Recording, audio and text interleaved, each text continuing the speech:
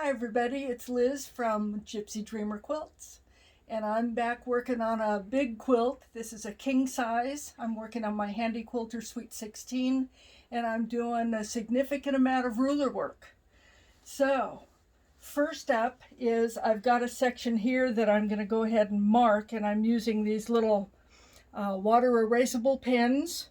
They work well, and I've got a 1-inch ruler, and I know how many inches my block is across, so I'm going to mark at each edge of this triple sashing just a little mark so that I know where my lines need to jog. And I've done this on the long section that I'm already working on, and that way I can just keep going. So just a mark on either side is enough to give me the guidelines that I need. And now there's marks here, and I've already started this section, and I'm going to keep going on the long row. And I'm using the 12-inch edge ruler from Linda Hrcka, the Quilted Pineapple, and I'm using these 1/4-inch lines, and I'm lining up with those, and then my mark that I'm aiming for is a 1/4 inch away from the end of the ruler, because that's how far the needle is away from the edge of the ruler. So I'm going to start quilting, and I'm trying to keep a very even speed so that my stitches are all nice and even. And now I'm going to flip around and go this direction.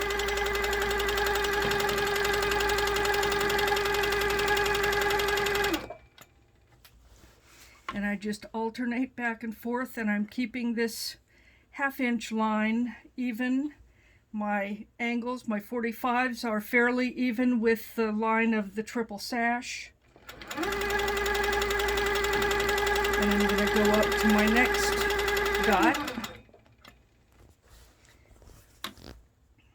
And I just keep going, and now at the end of this row, I'm going to intersect with the 9 patch. That is my cornerstone, and I want those to have even lines across as well.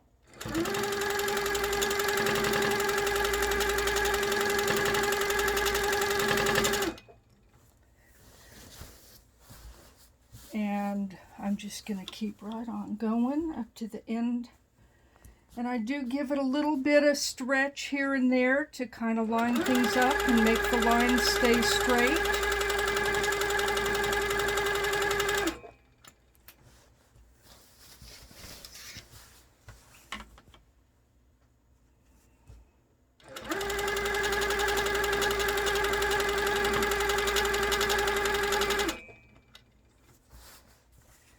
And I'm almost to the end of this row. And then I'll just be continuously stitching to come back down the other direction. So I'll come up to the end here. And you can see that the sashing along the outside border has already been done. So I'm going to stitch in the ditch across this little section here, and then pick up that row of stitching and come back down.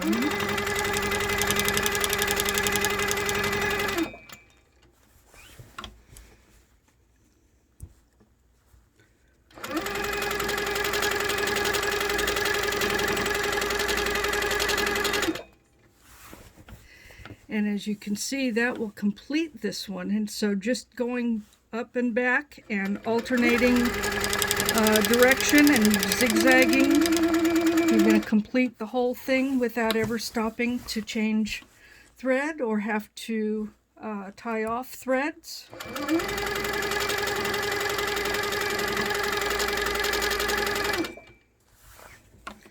Come back down and make sure that my points in the 9 patch are lined up so that my stitching will go through the middle of that intersection. They're a 1/4 inch away from the ruler.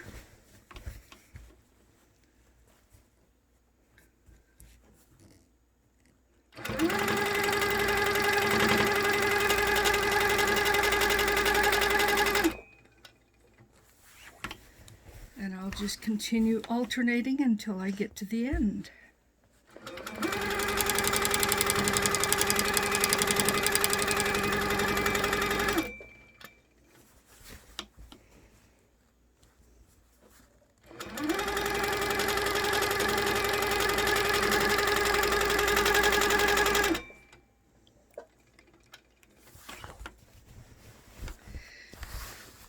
Okay. And there may be a few spots where it's not quite even, and I might do one back stitch there along the edge so that my grid stays square.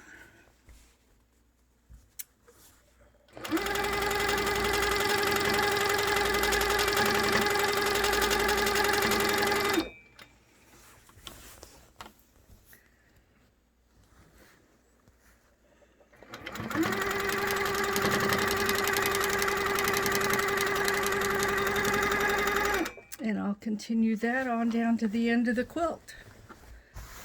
Now, as far as the way I'm set up, I've got the 2 extension leaves on the Sweet 16 table to hold the bulk of the quilt.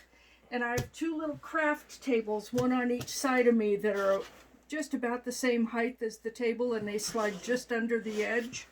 And they hold the weight of the quilt, so that as I'm maneuvering in a king-size quilt, I don't end up with any drag. It all gets supported, and I can juggle it around so that I don't have pull. So when I get to working on the actual blocks, I can work on a block in the middle of the quilt without having to worry about where the rest of the quilt is or having a suspension system or anything. It works well for me to have these 2 little tables next to me that I can tuck up close to my chair, and those and the basic table with the leaves from HandiQuilter is enough to support quilts from mug rug size all the way up to, I think this one's 97 by 102 or thereabouts, and I've done larger. They can be a challenge, but as long as you focus on the area that you're working on and keep everything supported around you, it's not a problem.